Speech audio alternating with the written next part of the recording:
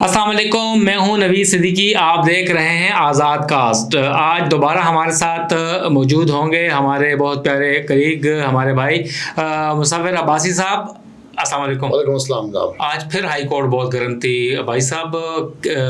आज जस्टिस जहांगीरी साहब का केस था, इस्लामाबाद के 3 हलकों का केस था और काफ़ी हाई कोर्ट और जजेस बरहम नज़र आए हैं। जस्टिस जहांगीरी साहब का केस आपने देखा होगा कि उनकी जो डिग्री है LLB की पार्ट 1 की, उसके ऊपर काफ़ी चिमगुइयाँ हैं और सुप्रीम जुडिशल काउंसिल में एक दरख्वास्त दायर की गई है। और आज इस्लामाबाद हाई कोर्ट में जजेस ने फुल कोर्ट इसके ऊपर तलब किया था। मुख्तसर समाअत हुई है और उसमें काफ़ी बरहम नज़र आए हैं जजेस और तौहीन अदालत की कार्रवाई का इंदिया दिया है। कैसे देखते हैं इस तमाम डेवलपमेंट को आप? देखें जी, बात यह है कि जो इस वक्त जस्टिस तारिक महमूद जहांगीरी साहब की जहाँ तक बात है, जहाँ तक मैं उनको जानता हूँ पर्सनली, ये एक ऐसा प्रोपेगेंडा किया जा रहा है जुडिशरी के ख़िलाफ़ कि महसूस ही हो रहा है कि जुडिशरी को दबाने की कोशिश की जा रही है मुख्तलिफ ज़राए से। कभी हाई कोर्ट में जो है वो ख़त भेज दी जाते हैं जिसमें डिफरेंट किस्म का पाउडर केमिकल निकल आता है, कभी कैमरों की बात आ जाती है, कभी ऑडियो लीक्स निकल आती हैं, कभी क्या। अब देखें, हर वो जज, अब मैंने माजी में भी ये बात कही थी और अभी दोबारा भी ये कहता हूँ कि जस्टिस अरबाब साहब के वालिद साहब, इसी तरह एक और जस्टिस साहब के बेटे के साथ, फिर अब देख रहे हैं कि इस वक्त ये बात करना कि जस्टिस तारिक महमूद जहांगीरी साहब की डिग्री जो है वो जाली है या उनका रोल नंबर जो है वो, मैंने जहाँ तक देखा कि जी यूनिवर्सिटी ने ये रोल नंबर किसी और को जारी किया था, इनका कैसे हो गया। देखिए, ये बहुत बड़ा सवाल है पाकिस्तान जुडिशल कमीशन के ऊपर। जस्टिस तारिक महमूद जहांगीरी साहब पहले इस्लामाबाद के अंदर कई दहाइयों तक जो है ना वकालत से मुंसलिक रहे और बेशुमार केसेस के अंदर वो सुप्रीम कोर्ट तक पेश होते रहे। बड़ा नाम है। अच्छा, बड़ा। उसके बाद जस्टिस तारिक महमूद जहांगीरी साहब को एडवोकेट जनरल लगाया गया। उस वक्त किसी को याद नहीं आई, देखा नहीं गया एडवोकेट जनरल। अब जब जस्टिस तारिक महमूद जहांगीरी साहब को फिर पाकिस्तान जुडिशल कमीशन के थ्रू जस्टिस बना दिया गया इस्लामाबाद हाई कोर्ट का, और वो जस्टिस बन गए, और जस्टिस बनने के कई अरसे गुजरने के बाद जब उनके पास एक मखसूस नशिस्तों का केस सुना जा रहा है, उस दौरान ऐसी बात करना या एक ढोंग रचाना, मेरे ख्याल से ये एक जो है ना वो बूढ़ी किस्म की हरकत है जो कि नहीं करनी चाहिए। जब भी किसी को जस्टिस बनाया जाता है तो उसकी तमाम सिक्योरिटी होती है। पिछले दिनों आपने देखा कि बाबर स्टार साहब की जो है ना वो ड्यूल नेशनलिटी वाली बात निकल आई। तो ये सिक्योरिटी, ये सारे लाज पाकिस्तान जुडिशल कमीशन पहले से देख कर फिर किसी जज को अपॉइंट करती है। अब अगर मेरी बिल सपोज डिग्री जाली है तो क्या ये सवाल आप ये कहना चाह रहे हैं कि पाकिस्तान जुडिशल कमीशन जो जजों को अपॉइंट करती है वो नालायक और निकम्मा इदारा, उसने बगैर तहकीक के एक जज को अपॉइंट दिया होगा, उसने कोई बाइलाज नहीं देखे होंगे, उसने ये सारी चीज़ों की स्क्रूटनी नहीं की होगी। ये बात भी अपनी जगह पे दुरुस्त है कि हमारे मुल्क में बहुत सारे पॉलिटिशियंस की और बहुत सारे ऐसे बड़े ऑफिसर्स की डिग्रियां जाली निकली हैं बाद में, इसमें भी कोई दो राय नहीं है, लेकिन जुडिशरी के अंदर ऐसा होना बहुत रेयर पाया जाता है। भाई साहब, 6 जजों का खत, उसके बाद जस्टिस बाबर सत्तार, फिर ये सरगोदा के जज का जो मामला आया लाहौर हाई कोर्ट में, फिर ट्रिब्यूनल्स का, और फिर ये हो क्या रहा है? ये तमाम एक मेलाफाइड कैंपेन देख रहे हैं, एक प्लान्ड कैंपेन का हिस्सा देख रहे हैं इस चीज़ को, और या इस किस्म की देख नहीं रहे कि इस मनसूबाबंदी से जजेस मज़ीद फ्लेयर अप हो रहे हैं, उनका जो हुकूमत के ख़िलाफ़ या दीगर इदारों के ख़िलाफ़ उनका जो रवैया है वो मज़ीद सख्त नहीं हो रहा? क्या ये ठीक हो रहा है? देखिए, इस वक्त रियासत के जो अहम सतून में उसमें एक जुडिशरी है। आप इस वक्त जो आप ढकी छुपी बात नहीं है कि ये वो जंग शुरू हो चुकी है जो मुल्क को किसी बुरी तरफ लेके जा रही है। इदारों का वजूद ख़त्म हो रहा है, चाहे वो इदारे रियासत के हैं, चाहे वो जुडिशरी के हैं, चाहे वो पुलिस के हैं, चाहे वो किसी इन्वेस्टिगेशन एजेंसी के इदारे हैं। इस वक्त एक मनमानी चल रही है कि मैं जो पसंद करता हूं उसके मुताबिक इदारे चलें। जमहूरी मुल्कों के अंदर, डेमोक्रेटिक मुल्कों के अंदर पब्लिक की और लॉ की इम्प्लीमेंटेशन होती है। अगर यहाँ पे कोई बादशाह नहीं है कि जो बादशाह के मुंह से निकल गया वही होना है। अब बदकिस्मती से हमारे इदारे कुछ और चाह रहे हैं। जुडिशरी और इस वक्त स्टैब्लिशमेंट की एक वाज़िया जंग नज़र आ रही है जो हर जगह पे ज़बान ज़द-ए-आम है, और उसके अंदर इस किस्म की बार बार करके बजाय कि इस जंग को ठंडा करने के, इन लोगों को आपस में बैठ के मुल्क की खातर सोचने के, ایسے ہتھ کنڈے اپنائے جا رہے ہیں جو پاکستان کی بدنامی کا سبب بن رہے ہیں، اور آلریڈی ہماری جوڈیشری پوری دنیا میں کتنے نمبر پہ بتانے کی ضرورت نہیں ہے، اس کی مزید بدنامی کا باعث بن رہے ہیں۔ یہ ہماری جوڈیشری کی بدنامی نہیں ہے، یہ ہمارے ملک کی بدنامی ہے۔ ہمارے ملک میں انصاف کا لیول یہ ہے، آلریڈی آپ کے ساتھ آپ کے پڑوسی ملک چائنا ہو گیا، آپ دنیا میں جہاں بھی جا رہے ہیں وہ آپ کو کہہ رہے ہیں کہ آپ کے ملک کے اندر جو ہے وہ پولیٹیکلی استحکام نہیں ہے، ہم آپ کے ساتھ کیا بزنس کریں، ہم آپ کے ساتھ کیا جو ہے نا وہ آپ کے ساتھ تجارت کریں، یا کیسی انویسٹمنٹ آپ کے ساتھ کریں۔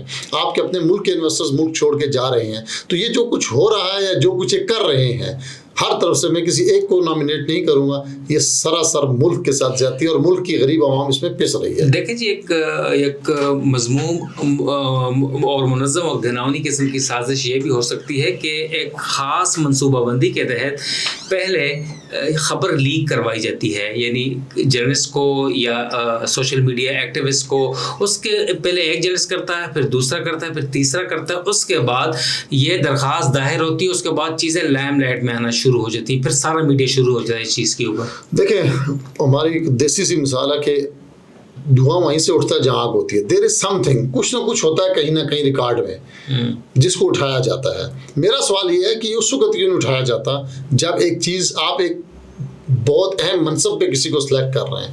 کیا آپ کو اس وقت یہ چیزیں نظر نہیں آتی؟ آپ سکروٹنی کرنے کے لیے آپ نے تو یہاں تک کہا کہ پروموشنز اور ایسی آ رہے ہیں اور یہ ساری جو ہے وہ ملک کی ایک نمبر 1 ایجنسی جو ہے وہ چیک کرے گی، کیا وہ بھی سوئی ہوئی تھی؟ کیا یہ ساری چیزیں سوئی تھی؟ یہ اس وقت ان کو کیوں یاد آتی ہے جب کوئی خاص قسم کا کیس کسی جج کے پاس لگتا ہے تو اس کی کوئی نہ کوئی چیز نکل آتی ہے، اس کا کوئی نہ کوئی جو ہے نا وہ ایشو نکل آتا ہے، اس کو بلیک میل کرنے کی کوشش کی جاتی ہے۔ لیکن اس وقت تک جو اسلام آباد جوڈیشری ہے، بالخصوص اسلام آباد ہائی کورٹ کی جو جوڈیشری ہے، میں اس کا نام لوں گا، وہ ڈٹ کے اپنے کھڑی ہوئی اور فل جو ہے نا وہ آگے سے ریبٹل دے رہی ہے اور وہ جھک نہیں رہی اور وہ کوئی ان کی بات ماننے کے لیے اس وقت تک تیار نظر نہیں آ رہے۔ مگر معذرت کے ساتھ بھائی صاحب، لوگ یہی کہتے ہیں عام لوگ کہ اپنے لیے اپنے ایشوز کے لیے وہ ڈٹے ہوئے ہیں، عوام کی ایشوز وہی ہیں، لاکھوں کیسز پینڈنگ ہیں، ان کے اوپر کچھ نہیں ہوتا، تو یہ چیز تو ہے، مگر یہ ایک تلخ حقیقت ہے، اس سے کوئی بھی جو ہے نا وہ دوسری رائے نہیں ہے کہ جب اپنے کیسز آ جاتے ہیں یا کوئی اپنی بات آتی ہے تو اس پہ سخت ایکشنز بھی ہو جاتے ہیں، سارا کچھ ہو جاتا ہے، لیکن غریب بیچارہ تو 70-75 سالوں سے ملک میں پس رہا ہے۔ بھائی صاحب، آپ نے سنا ہوگا کہ میں کس کے ہاتھ پہ اپنا لہو تلاش کروں، تمام شہر نے پہنے ہوئے ہیں دستانے۔ 2008 میں جب پیپلز پارٹی کی حکومت آئی تھی تو اس وقت عابد شیر علی ایک ایجوکیشن کمیٹی کے چیئرمین ہوتے تھے اور انہوں نے جعلی ڈگریوں والا سلسلہ شروع کیا تھا پارلیمنٹیرینز کا، تو بڑے بڑے شرفاء کے نام اور پگڑیاں اچھالی گئی تھی اور ان کی ڈگریاں جعلی نکلی تھی۔ اب وہ تو عدالتوں میں چلے گئے تو کچھ کو ریلیف ملے گا، اب ججز کہاں پہ جائیں گے ریلیف لینے کے لیے؟ دیکھیں، بات یہ ہے کہ اگر تو ایسی پہلی فرض تو جہاں تک میرا ہے کہ ایسی کوئی بات ہے نہیں، یہ ایک پروپیگنڈا ہے اور پروپیگنڈے اس ملک میں جنم لیتے رہتے ہیں اور دنیا کی ہر جگہ پروپیگنڈا کیا جاتا ہے اور کسی کی ساکھ کو ڈیمیج کرنے کے لیے، کسی کو دبانے کے لیے۔